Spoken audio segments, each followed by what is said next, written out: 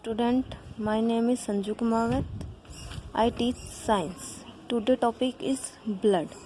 कि जैसे कि हम सब जानते हैं हमारी बॉडी में ब्लड है वह प्रेजेंट होता है।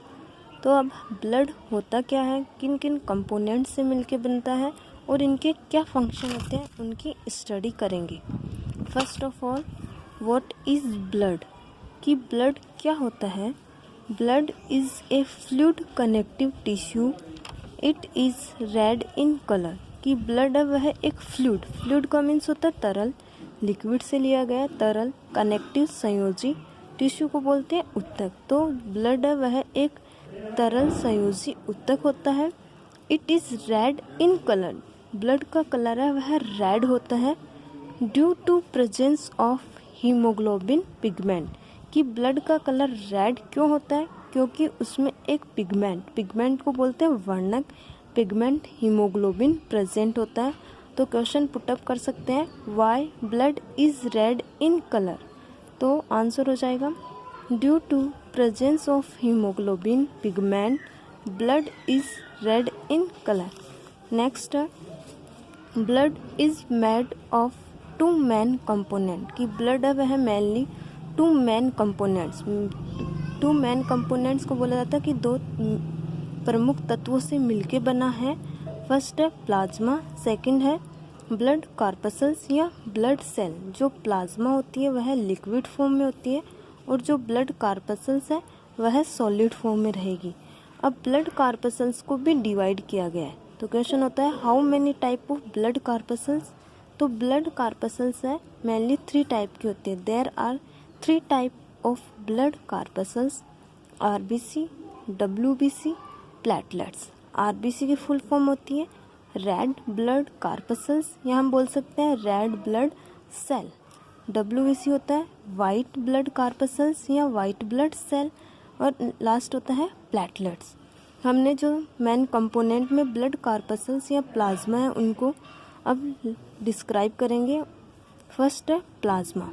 प्लाज्मा क्या होता है, it is light yellow and transparent liquid. जो प्लाज्मा होता है उसका कलर लाइट येलो होता है एंड ट्रांसपेरेंट को कहा जाता है पारदर्शी।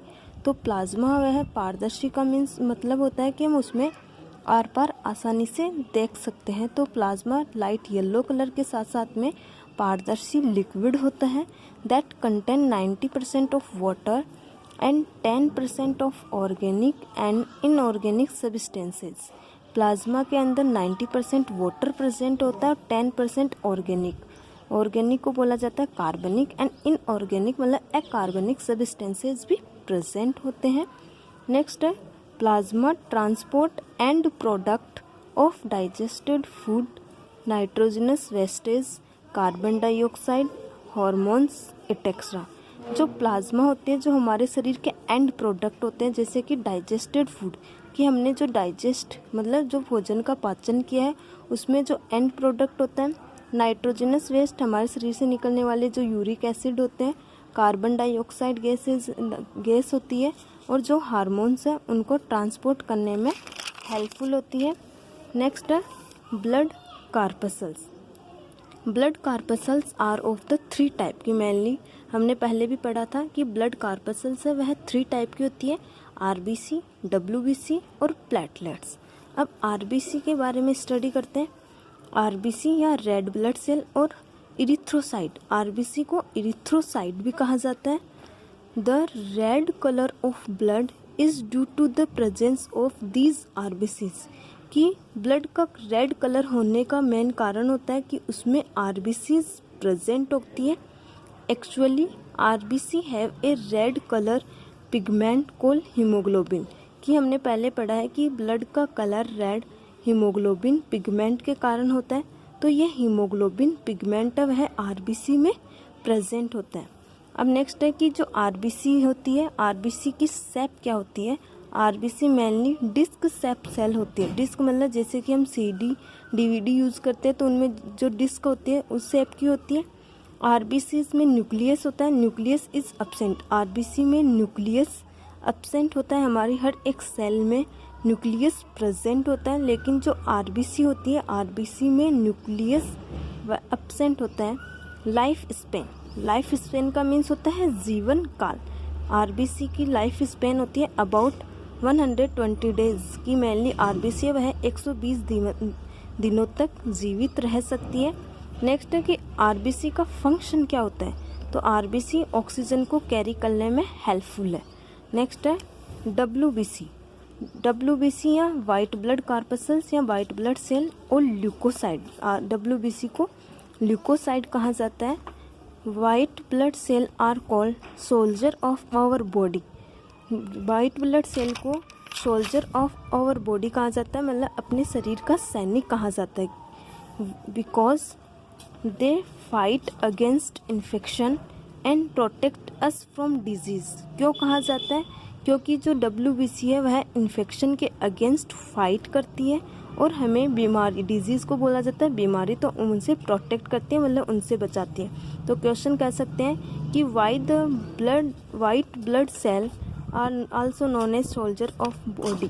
कि मेनली वाइट ब्लड सेल को सोल्जर ऑफ योर बॉडी क्यों कहा जाता है, because they fight against infection and protect us from disease. Next है कि सेप डब्ल्यूबीसी है वह इरेगुलर सेप सेल होती है, मतलब यह अनियमित आकार की सेल होती है, इसका कोई आकार निश्चित नहीं है।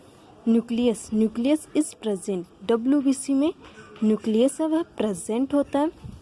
लाइफ स्पेन की डब्ल्यूबीसी का जीवन काल कितना होता है, a few day to a few year depending on the type. की मेनली जो डब्ल्यूबीसी है वह कुछ दिनों से लेके कुछ सालों तक भी जीवित रह सकती है, डिपेंडिंग ऑन द टाइप। की वह किस टाइप, उनके टाइप पे डिपेंड करती है। नेक्स्ट है डब्ल्यूबीसी का फंक्शन क्या होता है, protect the body from disease. की हमने जैसे पढ़ा है कि डब्ल्यूबीसी को सोल्जर्स ऑफ सेल कहा जाता है या सोल्जर ऑफ योर बॉडी कहा जाता है। तो मेन फंक्शन हो गया protect the body from disease. Next है प्लेटलेट्स और थ्रोम्बोसाइट। प्लेटलेट्स को थ्रोम्बोसाइट कहा जाता है। Platelets mainly round shape structure होती है। प्लेटलेट्स में भी न्यूक्लियस एब्सेंट होता है।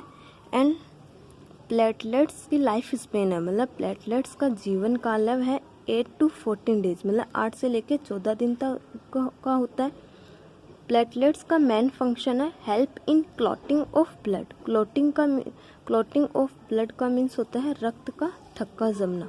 कि जो मेनली जो प्लेटलेट्स है वह अपने ब्लड को का थक्का जमाने में हेल्पफुल है। कि अगर हमें कोई इंजरी हो जाती है तो प्लेटलेट्स है वह उसको क्लॉट कर देती है, उसका थक्का जम जाता है, जिससे कि ब्लड का फ्लो है ज़्यादा नहीं होता है और हमारी डेथ होने से बच सकते हैं।